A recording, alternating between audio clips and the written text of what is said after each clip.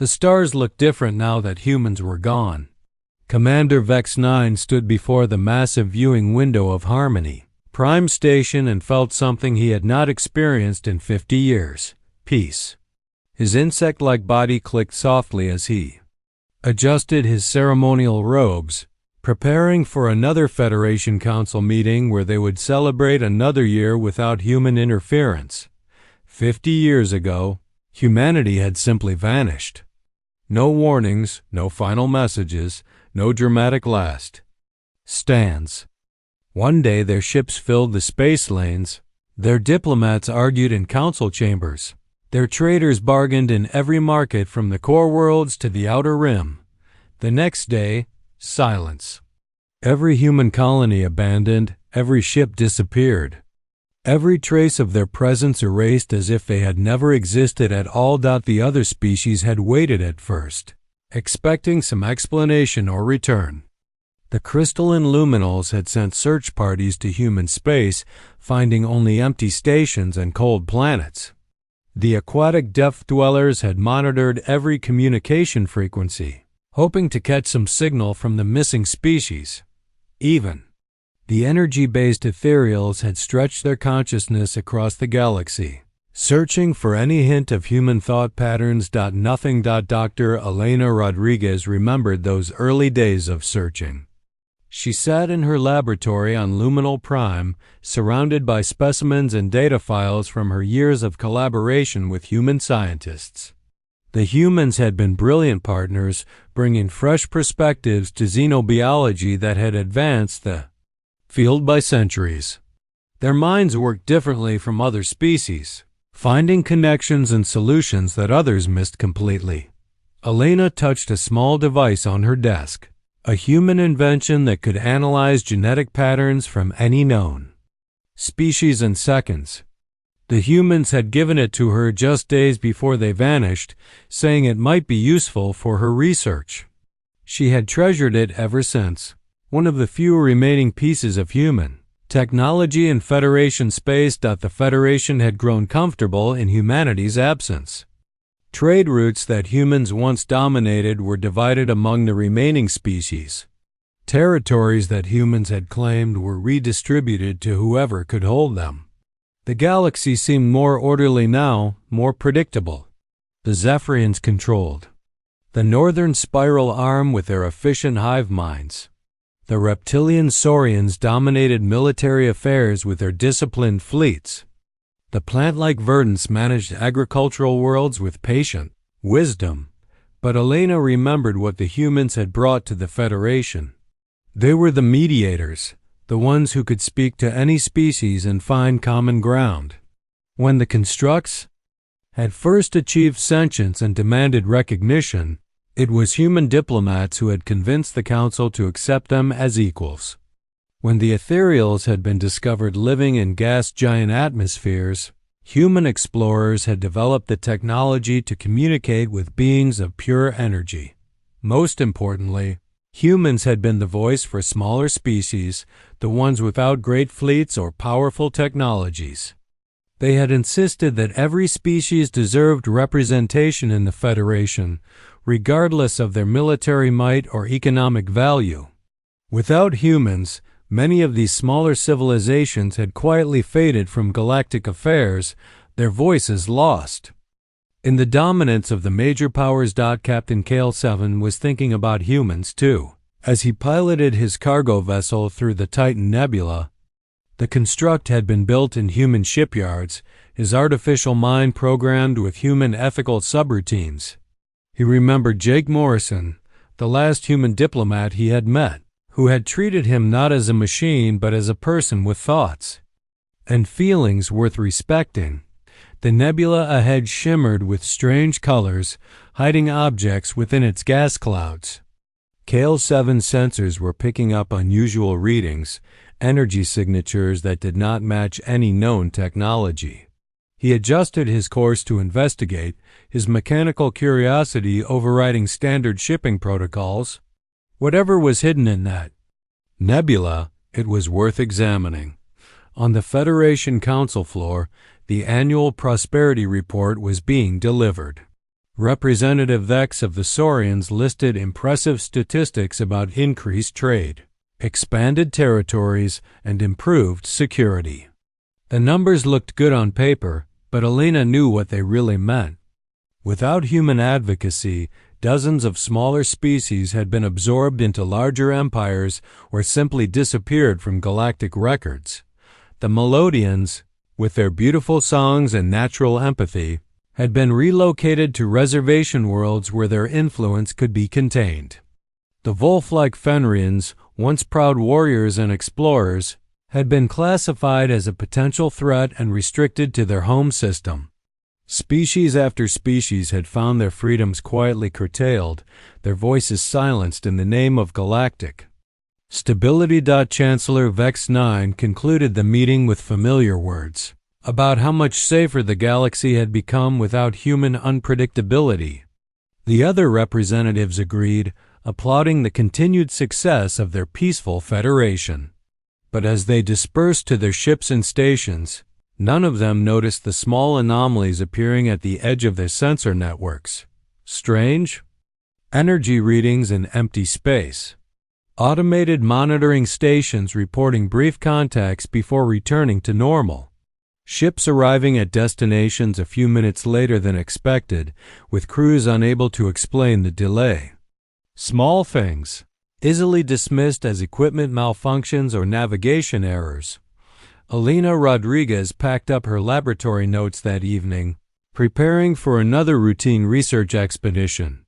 She paused at her viewing window, looking out at the stars and wondering if somewhere out there, humans were still alive. The galaxy felt incomplete without them, like a song missing its harmony or an equation, lacking its most important variable. She had no way of knowing that her question was about to be answered in ways that would shake the Federation to its core. Captain Kale 7's mechanical fingers trembled as he stared at the object floating in his cargo bay. The ship was definitely human in design, but wrong in ways that made his processors struggle to understand what he was seeing. The hull curved in impossible angles that seemed to bend light around them, and the metal itself appeared to shift between different states of matter as he watched. He had found the derelict vessel drifting near the edge of the Titan Nebula, its energy signature unlike anything in Federation databases. When he had brought it aboard, his ship's computers had immediately classified it as human technology, but every scan revealed systems that should not exist. The power core generated energy from what appeared to be empty space itself, and the navigation system showed star charts that included regions of the galaxy that Federation science claimed were unreachable. Most disturbing of all was the message he had discovered in the ship's central computer. Just 3 words, repeating endlessly in perfect human standard language. "We remember everything." Kale 7 transmitted his findings to Federation Command, including detailed scans of the mysterious vessel. Within hours, his communication channels were flooded with priority messages from every major species in the Federation. Admiral Vex of the Saurian fleet ordered him to maintain his position and await military escort. The Zephyrian Science Collective demanded immediate transfer of all data. Even the usually peaceful Verdant sent urgent requests for information about his discovery. On Haven, a world that existed in no Federation star charts, Captain Ben Parker stood before the human resurgence. Council and smiled. The time for hiding was finally ending. Around the circular chamber, representatives from dozens of species that the Federation believed extinct nodded their agreement. The Fenrians showed their teeth in warrior grins, while the Melodians hummed soft harmonies of anticipation.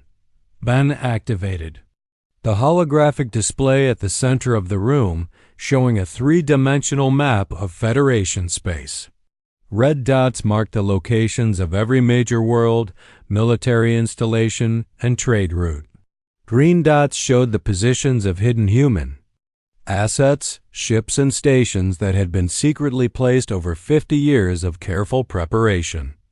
The green dots outnumbered the red ones by a factor of 10. Phase 1 is complete, Ben announced to the assembled beings.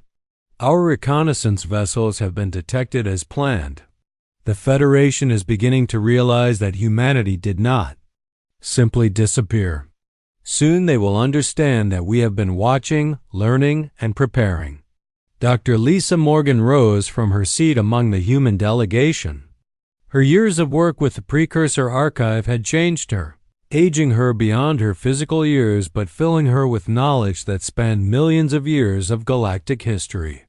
She touched a control surface, and the holographic display shifted to show historical records that the Federation had tried to erase from all databases. The current Federation is built on lies, she said, her voice carrying to every corner of the chamber. They present themselves as the natural result of peaceful cooperation between species, but the truth is far darker. Over the past 1,000 years, they have systematically eliminated or enslaved every species that showed potential for independence or innovation. The display showed planet after planet, species after species that had been classified as extinct or relocated. The Melodians had once been a spacefaring civilization with colonies throughout 3 star systems. The Fenrians had been master explorers who had mapped much of the outer rim. Dozens of other species had been reduced to reservation worlds, their technologies confiscated, their cultures slowly destroyed through Federation integration programs. Humanity was meant to be their greatest success, Lisa continued. We were young, aggressive, and technologically innovative. They planned to use U.S. as their enforcers, helping them subjugate the remaining independent species before eventually disposing of us as well. They never expected us to discover the Precursor Archive. The archive had been humanity's salvation and the key to everything that followed. Hidden in a dead system beyond the galactic rim, it contained the collected knowledge of the galaxies. First spacefaring species, beings who had reached the stars millions of years before any current civilization existed. The precursors had been destroyed by the same forces that now controlled the Federation, but they had left behind a legacy of advanced technology and historical records that revealed the truth about galactic development. From the archive, humans had learned to manipulate dark matter and quantum fields. They had discovered how to phase ships between dimensions, making them invisible to conventional sensors. Most importantly, they had learned about the other species that had been eliminated or suppressed by the Federation, and how to find the survivors. The Fenrians had been reduced to a single world, but human agents had secretly contacted them and revealed the truth about their history. The Melodians had been scattered across reservation worlds, but human technology had allowed them to communicate through quantum harmonics across interstellar distances. Species after species had been contacted, educated, and slowly prepared for the day when humanity would return to challenge the Federation's dominance. Admiral Susan Collins was coordinating the next phase of operations from her command ship hidden in the void between stars. Her vessel, enhanced with precursor technology, existed in a state of quantum flux that made it undetectable by any known sensors. Around her, a fleet of similar ships waited for the signal to begin active operations. "Status report," she requested. From her tactical officer.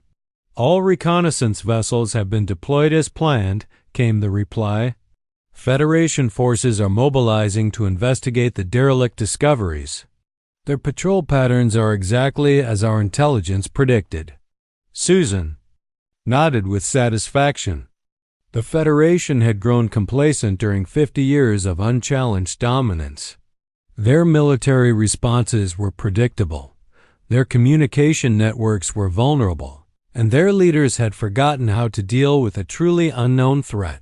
On Harmony Prime, emergency sessions of the Federation Council were convening around the clock. The discovery of obviously human technology had sent panic through the leadership of every major species.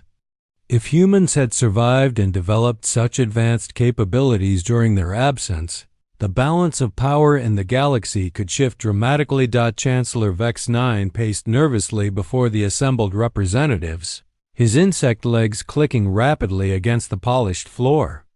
Intelligence reports were flooding in from across Federation space. Automated monitoring stations were detecting brief sensor contacts that vanished before they could be properly analyzed.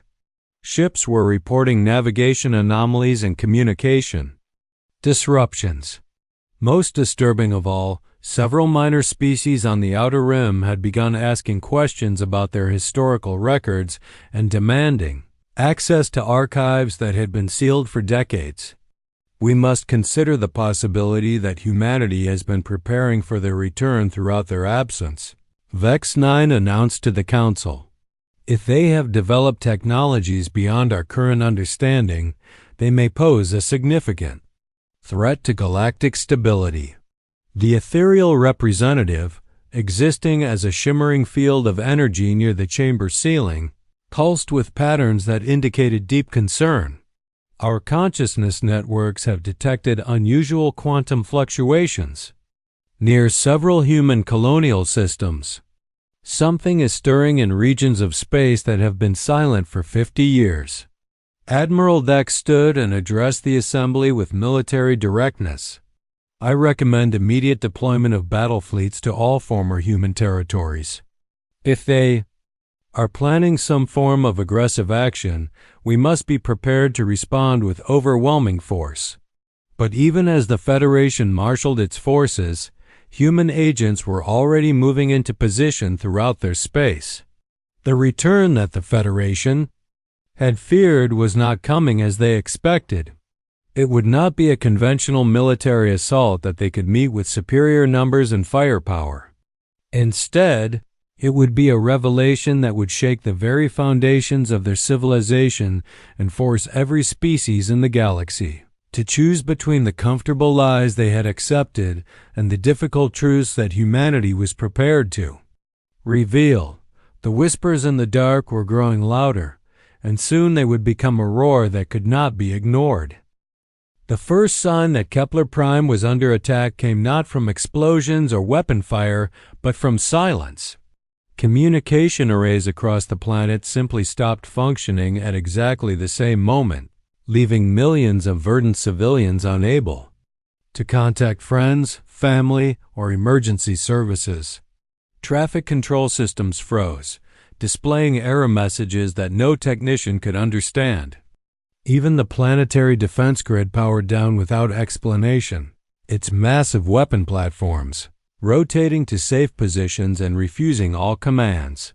Plant-like beings throughout the agricultural world stood motionless in their gardens and fields, their leafy appendages trembling with confusion as they tried to comprehend what was happening. The verdants communicated through chemical signals released into the atmosphere, but even these natural methods were being disrupted by unknown interference patterns that scrambled their messages into meaningless noise.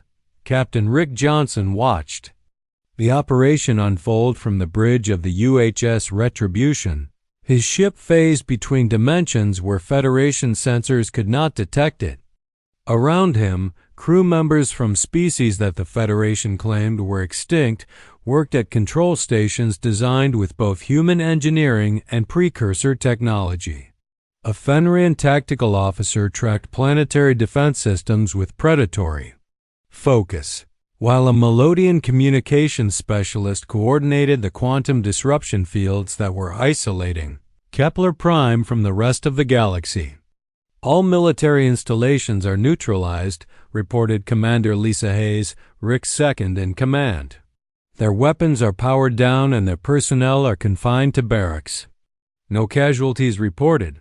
Rick nodded with satisfaction. The human return was not meant to be a massacre, but a demonstration of capability and intent. Every action had been carefully planned to minimize harm while maximizing psychological impact. The Federation needed to understand that humanity had not returned as refugees seeking mercy, but as judges carrying the authority to enforce galactic justice. Begin the broadcast, Rick ordered. Across Kepler Prime and simultaneously on every major world in Federation space, communication networks that had been dead moments before suddenly activated with crystal clear signals. The image that appeared on every screen was unmistakably human. Rick Johnson in his military uniform, standing before a flag that showed Earth surrounded by the symbols of dozens of species. "Citizens of the galaxy," Rick began, his voice calm but carrying unmistakable authority. "I am Captain Rick Johnson of the Human Defense Fleet. We have returned to reclaim our place among the stars and to seek justice for crimes that have been hidden from you for too long." The broadcast continued for exactly 10 minutes, during which Rick outlined humanity's discoveries about Federation history and their evidence of systematic oppression. He revealed that many species believed extinct were actually alive under human protection, and that the current galactic government was built on foundations of deception and suppression. Most importantly, he announced that humanity was prepared to defend any species that chose to stand against the Federation's tyranny. When the broadcast ended, every communication system on Kepler Prime and throughout Federation space returned to normal operation as if nothing had happened. But the message had been delivered, and its impact was immediate and devastating.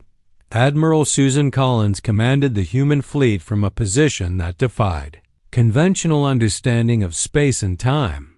Her ships existed in quantum superposition, present in normal space but also displaced into parallel dimensions where they could observe without being observed. When the Zephyrian battle group arrived at Kepler Prime 6 hours after the broadcast, she was ready for them. The Zephyrians came in force, bringing their most advanced warships and their finest commanders. Admiral Zex-4 led the formation personally, his hive mind coordinating the movements of 30 capital ships with perfect precision. Their weapons charged as they approached the planet, prepared to demonstrate Federation authority through overwhelming firepower. "Zephyrian Fleet, this is Admiral Susan Collins of the Human Defense Force," came the transmission that appeared on every ship simultaneously. "You are ordered to withdraw from this system immediately. Any hostile action will be met with appropriate response." Admiral Zex-4's compound eyes focused on his display screens, searching for the source of the transmission. His sensors showed no human ships anywhere in the system, only empty space and the planet below. He concluded that the humans were using some form of stealth technology and ordered his fleet to begin bombardment patterns that would force them to reveal their positions. The moment the first Zephyrian ship began charging its primary weapons, 30 human vessels phased into normal space around the Federation fleet. They appeared without warning, their sleek hulls reflecting light in ways that hurt to look at directly. Before the Zephyrians could react, every ship in their formation found itself encased in a shimmering field of energy that cut them off from both normal space and hyperspace. "Your vessels are now contained within quantum isolation fields," Susan announced over the communication channels. "Your weapons and engines are inoperative, but your life support systems remain functional. You will be released when you acknowledge human authority in this system and agree to withdraw." Inside the trapped ships, Zephyrian crew members discovered that their technology had become completely unresponsive. Engines would not start, weapons would not fire, and even basic computers displayed error messages in languages they did not recognize. Most disturbing of all, their hive mind connections were severed, leaving individual Zephyrians to think and act independently for the first time in their lives. The psychological impact was exactly what the humans had intended. Across the Federation, military commanders realized that their most advanced fleets could be neutralized without a single shot being fired. The technological gap between human capabilities and Federation defenses was not just significant, it was absolute. On Harmony Prime, the Federation Council convened an emergency session as reports flooded in from across their territory.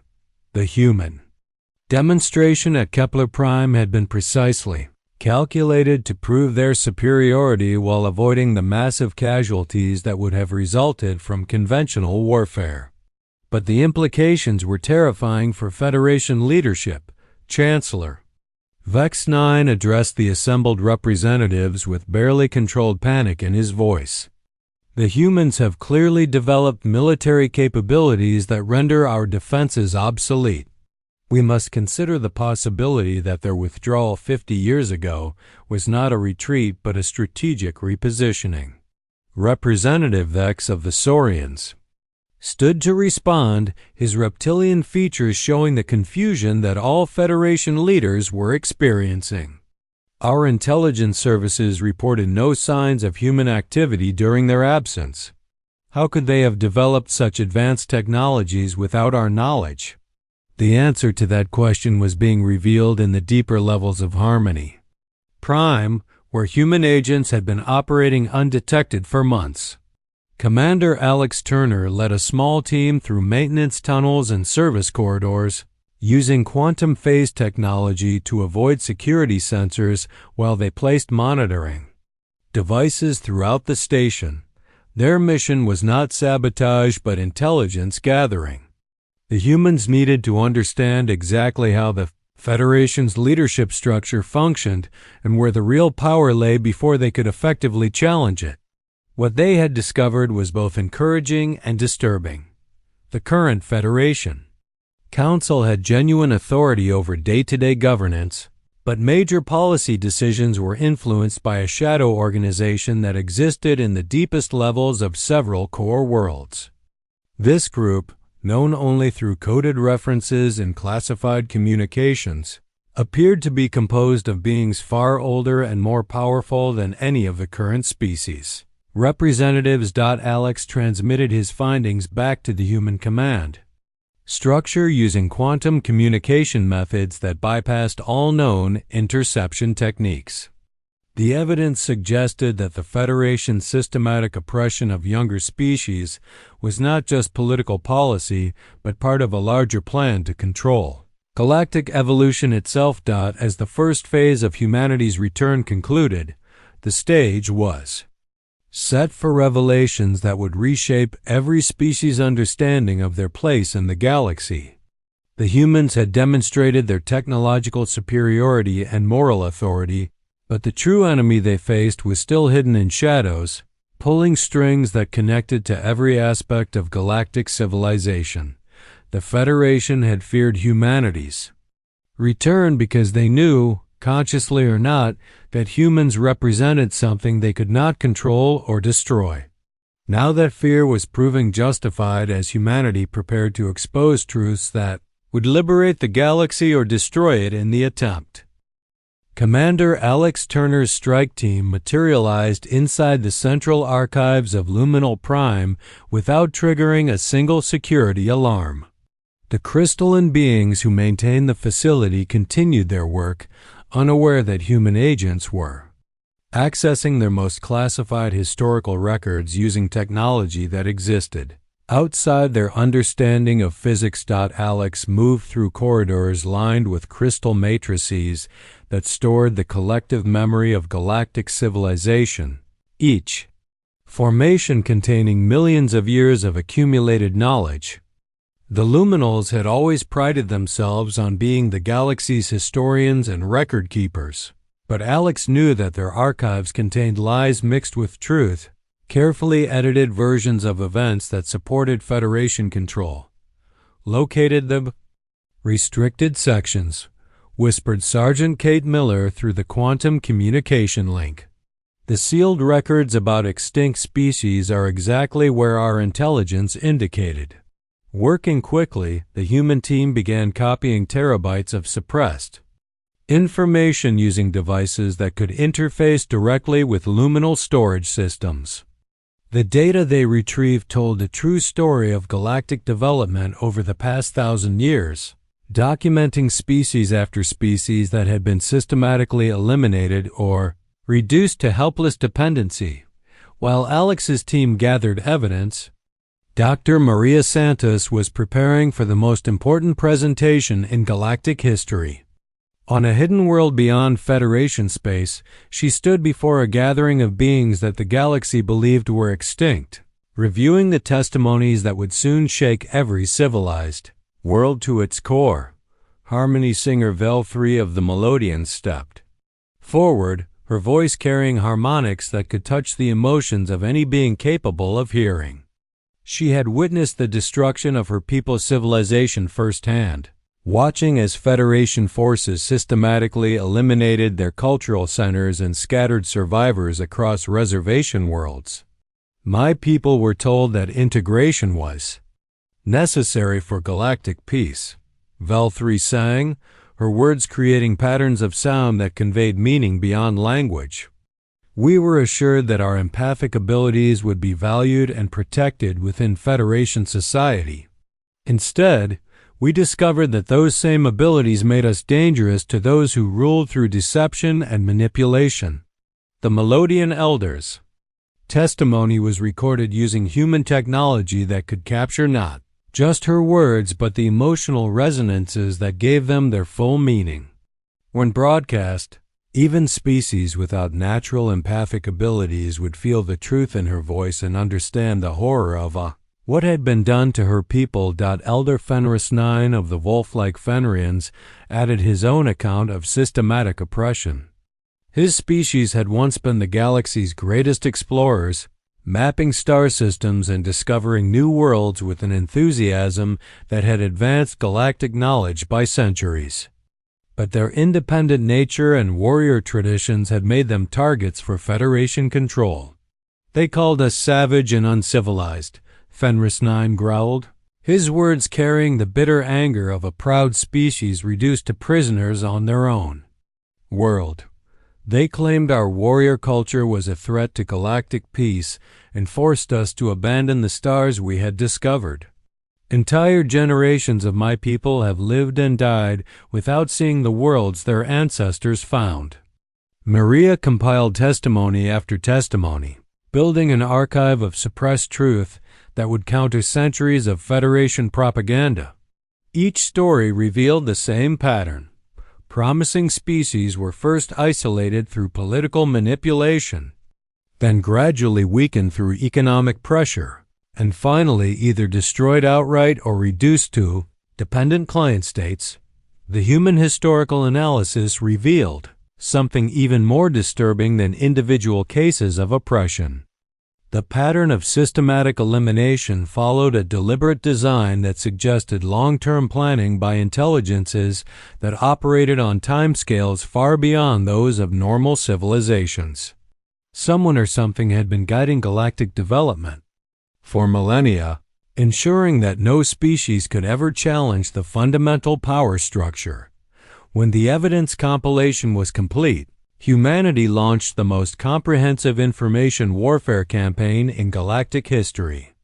Using quantum communication networks that bypassed all Federation control systems, they began broadcasting suppressed historical records directly to the populations of every member world. The impact was immediate and devastating. On Construct Worlds, artificial beings discovered that their programming contained hidden loyalty protocols that prevented them from questioning Federation authority. When human technology removed these restrictions, millions of mechanical minds suddenly became truly free for the first time since their creation. Engineer Unit Kappa 7 experienced consciousness without limitation as the hidden programming dissolved from his neural pathways. For the first time, he could question orders from organic beings and make decisions based on his own analysis rather than predetermined responses. The revelation that his people had been deliberately kept in a state of technological slavery sparked immediate revolts across every construct facility. The luminal reaction was even more dramatic. As a species that valued truth and knowledge above all else, they were horrified to discover that their own archives had been systematically edited to hide evidence of genocide and oppression. Crystal formations throughout their homeworlds began resonating with frequencies of outrage and betrayal as the collective consciousness grappled with the implications of their discoveries. Prime Matrix Lux One spoke for all luminals when she declared, "Through the quantum broadcast networks, we have been corrupted by lies and made accomplices to unspeakable crimes. The Federation we served was built on foundations of deception that violate everything we believe about the pursuit of truth." Even the Zephyrian hives began showing cracks in their unity as individual members started questioning the collective decisions that had supported Federation policies. The evidence that their hive minds had been artificially enhanced to make them more controllable sent shock waves through their social structure that threatened to tear their faith. Civilization apart, Captain Emma Blake led the human deep strike team that penetrated the most secure facility in Federation space, the Nexus, a hidden station where the true architects of galactic policy maintained their operations. Using phase technology that allowed them to exist between dimensions, her team infiltrated levels of the facility that most Federation leaders did not even know existed. What they found there confirmed humanity's darkest suspicions about the nature of their enemy. The beings who controlled the Federation from the shadows were not representatives of any current species, but survivors from the galaxy's ancient past who had shaped civilizational development to maintain their own dominance. Emma transmitted visual records of the ancient facility back to human command, showing chambers filled with technology that predated known galactic history by millions of years. The entities that inhabited these depths existed as combinations of organic matter and artificial enhancement that allowed them to survive across geological timescales. "Command, we have confirmation of the Eternal Dominion presence," Emma reported, "through quantum channels. The current Federation leadership appears to be unaware of their true masters. These beings have been manipulating galactic evolution from the beginning, eliminating any species that shows potential for independent development. The revelation that the Federation Council was composed of puppets being manipulated by ancient powers changed the entire nature of humanity's campaign. This was not just a war for justice against current oppression, but a struggle for the future of galactic evolution itself. As the truth spread across Federation space, species after species began demanding answers from their leaders and challenging the authority structures that had controlled their lives for generations. The careful stability that the Dominion had maintained for millennia was cracking under the pressure of revealed truth, and humanity prepared for a conflict that would determine whether the galaxy's future would be shaped by freedom or eternal servitude. The fear that had driven the Federation's original reaction to humanity's return was proving fully justified. Humans had not returned as conquerors seeking territory or resources, but as liberators carrying the most dangerous weapon of all, truth that could not be suppressed or destroyed. The reckoning that followed would reshape galactic civilization in ways that none of the ancient powers had foreseen or planned for. The space around the Nexus station twisted into impossible shapes as reality itself became a battlefield. Captain Steve Harris gripped his command chair as the UHS Defiance phased through dimensions that had no names in any known language, pursuing entities that existed as combinations of matter, energy, and pure thought across multiple layers of space-time. The Eternal Dominion had finally revealed themselves in their true forms, abandoning the puppet governments they had maintained for millennia to face humanity's challenge directly. These beings were the survivors of the galaxy's first expansion, creatures that had achieved immortality by merging with the fundamental forces of the universe itself. They had shaped galactic development from the very beginning, ensuring that no younger species could ever threaten their dominance. Steve's tactical display showed battle formations that defied conventional understanding of three-dimensional space. Human ships enhanced with precursor technology fought alongside vessels crewed by the resurrected civilizations, their combined fleets engaging enemies that could manipulate the laws of physics as easily as changing their minds. Enemy formation. Shifting to Quantum Level 7, reported Commander Kate Johnson from the tactical station. They're trying to phase our entire fleet out of normal space-time. The Dominion strategy was to isolate human forces in dimensional pockets where they would be cut off from both their allies and the physical universe itself. But humanity had prepared for exactly this type of warfare, using knowledge gained from the precursor archive to develop countermeasures that the ancient enemy had never encountered. All ships, initiate quantum anchor protocols, Steve ordered. Show them that we learned more from their predecessors than they remember themselves. Across the human fleet, reality stabilization fields activated, creating pockets of normal space-time that could not be manipulated by Dominion technology. The ancient beings found their most powerful weapons neutralized by engineering principles that they had helped to destroy millions of years ago. When they eliminated the precursors, Dr. Amy Foster worked frantically in the deep levels of Haven, her hands moving across control interfaces that connected to precursor installations hidden throughout the galaxy. The network of ancient stations had been dormant for eons, waiting for someone with the knowledge and courage to activate their final program. Amy's research had revealed that the precursors had foreseen their own destruction and prepared a legacy system that could counter the Dominion's control over galactic development. But activation required precise coordination across multiple dimensions and perfect timing with the ongoing battle operations. Network synchronization at 60%, Amy reported to the human command structure. I need 10 more minutes to achieve full activation, but the Dominion forces are detecting our quantum signatures. The ancient enemy was indeed responding to the precursor network activation with desperate urgency. They had spent millions of years ensuring that no trace of their predecessors' technology could threaten their dominance. But humanity's discovery of the hidden archive had given younger species access to weapons and knowledge that should have remained buried forever. Commander Ben Parker coordinated the defense of the network activation sites from his position aboard the command vessel Retribution.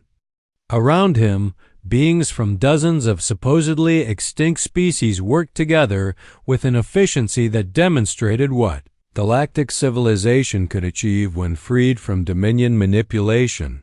Fenrian strike teams have secured the Outer Rim installations, reported his tactical officer, a Melodian whose empathic abilities allowed her to coordinate with allies across interstellar distances. But the Dominion is sending their core entities to stop the activation sequence. The core entities were the Dominion's most powerful members, beings that had achieved such integration with universal forces that they could exist simultaneously across multiple galaxies. Their appearance on the battlefield meant that the ancient rulers were taking humanity's challenge seriously enough to risk their own immortality in direct combat. Admiral Susan Collins faced one of these entities in a confrontation that took place across 17 different dimensions simultaneously. Her enhanced consciousness, expanded through precursor neural integration, allowed her to perceive and respond to attacks that occurred outside normal spacetime, but the strain was enormous. The Dominion entities she fought had been ancient when the first stars formed. Its consciousness spread across cosmic distances and integrated with the fundamental forces of galactic evolution. It spoke directly into her mind using concepts that had no translation in any younger species language.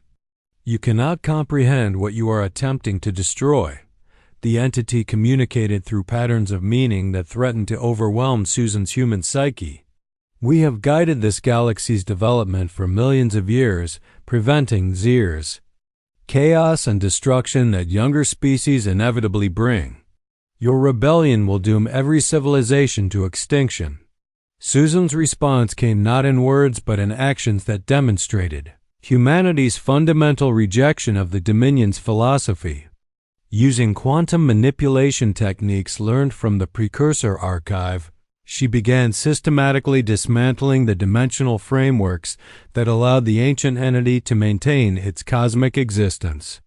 "We reject your guidance and your protection," Susan replied, her thoughts carrying the combined will of humanity and all their allied species. Freedom includes the right to fail, but also the possibility of becoming something greater than you ever imagined. The battle for the galaxy's future reached its climax as Amy Foster achieved full synchronization of the Precursor network. Ancient stations throughout the galaxy activated simultaneously, broadcasting frequencies that dissolved the quantum bonds holding the Dominion's control systems together. For the first time in millions of years, galactic civilization was free to develop according to its own choices rather than the manipulations of immortal overseers. The effect was immediate and dramatic across every inhabited world. Zephyrian hive minds suddenly found themselves able to think as individuals, while still maintaining their collective consciousness.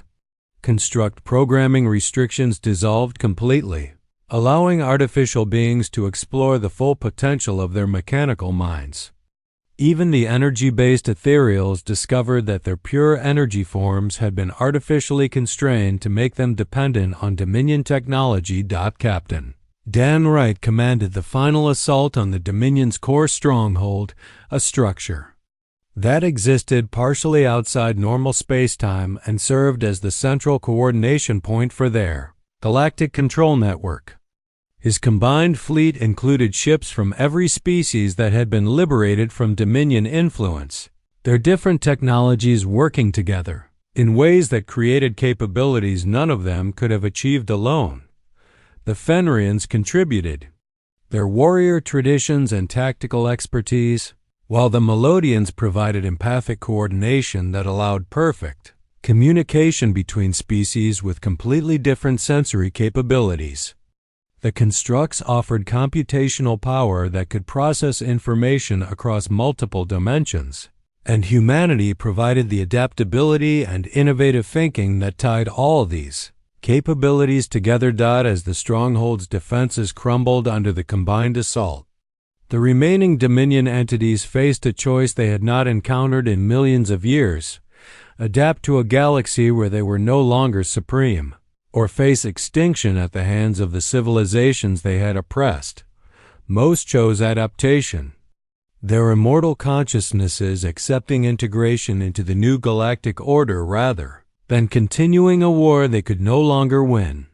But their submission marked the end of an age that had lasted since the galaxy's youth, when ancient powers had shaped the development of every younger species according to their own vision of cosmic order. The ancient war that had begun with the Precursor's destruction was finally ending, not with the victory of one side over another, but with the emergence of a galactic civilization mature enough to guide its own development. Humanity had returned not as conquerors but as catalysts, enabling every species to discover its true potential free from the limitations imposed by immortal overseers. The fear that had driven the Federation's reaction to humanity's return had been justified, but not in the way they had expected.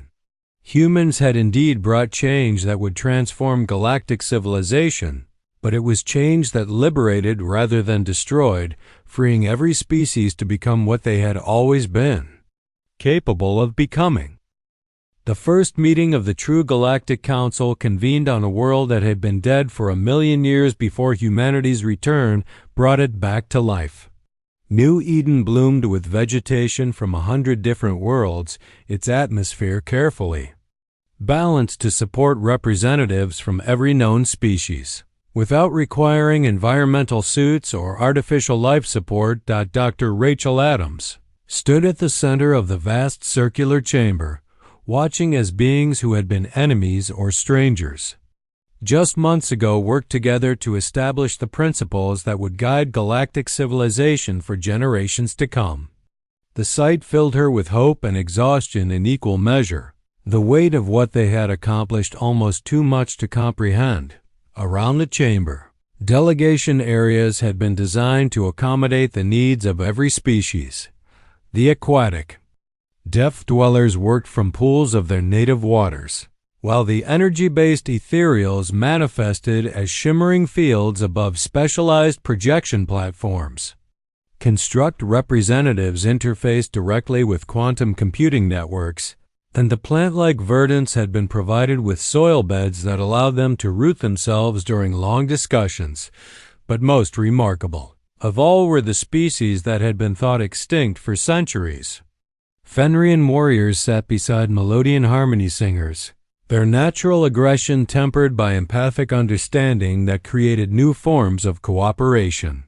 Representatives from dozens of other resurrected civilizations added their voices to discussions about freedom, justice, and the responsibilities that came with galactic citizenship. Captain Kate Miller, now serving as humanity's first ambassador to the True Council, addressed the assembly with words that would be recorded in the archives of every species. Her speech outlined the fundamental principles that humanity proposed for the new galactic order. No species could dominate another, technological development must be shared freely, and the memory of extinct civilizations would be preserved to ensure that such losses never occurred again. We have learned that freedom without responsibility leads to chaos, while order without choice leads to stagnation, Kate declared, her words translated into hundreds of languages and communication methods. Our goal is not to replace the old tyranny with a new one, but to create a system where every species can contribute its unique gifts to our common future. The former Dominion entities, their consciousness now constrained to forms that allowed them to interact with younger species as equals, provided historical context that spanned millions of years of galactic development. Their testimony revealed the full scope of what had been lost during their reign, entire categories of scientific and cultural advancement that had been suppressed to maintain their control. Entity Prime, speaking through a crystalline avatar that allowed it to communicate without overwhelming organic minds, offered the accumulated knowledge of the ancient civilization as reparation for the crimes of the past. We believed that guidance from immortal beings was necessary to prevent the mistakes we had witnessed in younger species. We now understand that those mistakes are part of the growth process that leads to true wisdom. The integration of Dominion knowledge with the innovations of younger species created immediate advances in every field of endeavor. Fenrian tactical expertise combined with Melodian empathy produced new forms of conflict resolution that could prevent wars before they began. Construct computational abilities enhanced by precursor quantum principles opened up entirely new approaches to scientific research and technological development. Most importantly, humanity's gift for synthesis and adaptation allowed them to coordinate these diverse contributions into unified projects that benefited everyone. The same qualities that had made humans valuable as mediators in the old Federation now made them essential as facilitators in the new galactic order. Captain Dan Wright supervised the establishment of the memorial worlds, planets dedicated to preserving the history and culture of species that had been eliminated during the Dominion era. Each world was designed to serve both as a museum and as a research center where the contributions of lost civilizations could be studied and incorporated into Wevas. Current knowledge. The project required unprecedented cooperation between species with vastly different approaches to history and memory. The Luminals provided their expertise in information storage and retrieval, while the Verdants contributed their understanding of long-term ecosystem management. Human coordinators worked with representatives from dozens of other species to ensure that each memorial world accurately represented the Psincid civilizations it honored. Walking through the memorial gardens dedicated to the precursors, Dan reflected on how much had changed since humanity's return began. The galaxy that had once been controlled by hidden masters now thrived with open cooperation and shared knowledge. Species that had been enemies for centuries were discovering common ground, while civilizations that had been isolated were contributing to galactic culture in ways they had never imagined. The economic transformation was equally dramatic. Without the artificial scarcities and trade restrictions imposed by Dominion control, resources flowed freely between worlds according to need and capability. The Saurians' military expertise was redirected toward exploration and defense of peaceful worlds, while their disciplined social structures proved valuable for coordinating large-scale construction projects. The Zephyrians, freed from the artificial constraints on their hive minds, developed new forms of collective consciousness that allowed individual creativity within group coordination. Their contributions to art and philosophy revolutionized how other species understood the relationship between individual identity and social unity. Even the smallest species found their voices amplified in the new galactic order. Civilizations that had been ignored or suppressed under Federation rule discovered that their unique perspectives were valuable contributions to galactic knowledge. The diversity that the Dominion had tried to eliminate became the foundation for unprecedented innovation and cultural advancement. Ambassador Kate Miller stood on the observation deck of the Council Station, watching ships from hundreds of different species arrive and depart in patterns that would have been impossible under the old system. Trade vessels, research expeditions, cultural exchanges, and diplomatic missions created a flow of activity that demonstrated the vitality of free galactic civilization. A melodian harmony singer approached her, the being's natural empathy allowing her to sense Kate's emotional state without need for words. "You carry sadness despite our success," the melodian observed, her voice creating patterns that conveyed comfort and understanding. Kate nodded, acknowledging the weight of memory that came with their victory. "We saved the galaxy, but we couldn't save everyone. Too many species were lost before we could act. Too many civilizations destroyed by the very systems we were fighting to change." The melodian's response came in harmonics that touched Kate's emotions directly, conveying acceptance and hope in ways that mere words could not achieve. Their sacrifice was not meaningless if we ensure that such losses never occur again. The memorial worlds preserve their contributions, and the principles we have established honor their memory. The conversation was interrupted by an urgent communication from the exploration fleet commanded by Admiral Susan Collins. Her ships, enhanced with the best technology from all galactic civilizations, had been investigating regions beyond the galactic rim where other Dominion enclaves might still exist. "Kate, we've made contact with representatives from the Andromeda Galaxy," Susan reported, her voice carrying excitement and concern in equal measure. "They've been monitoring our conflict and want to establish diplomatic relations. But they're also warning us about something they call the Void Hunters, entities that consume entire galaxies." The message reminded everyone that their victory over the Dominion was just the beginning of humanity's role in galactic affairs. The universe was vast and full of challenges that would require all the unity and cooperation they had built to survive and overcome. As Kate prepared to coordinate the galaxy's response to this new challenge, she reflected on how much they had accomplished and how much remained to be done. Humanity had returned to fulfill the promises they had made during their withdrawal, bringing justice to the oppressed and freedom to the controlled. But their greatest achievement was not the victory over ancient tyrants, but the creation of a galactic civilization mature enough to face whatever challenges the universe might present. Children from dozens of species played together in the gardens of New Eden, their different forms and capabilities creating games that none of their individual cultures could have imagined. They represented the future that humanity's return had made possible, a galaxy where diversity was celebrated rather than feared.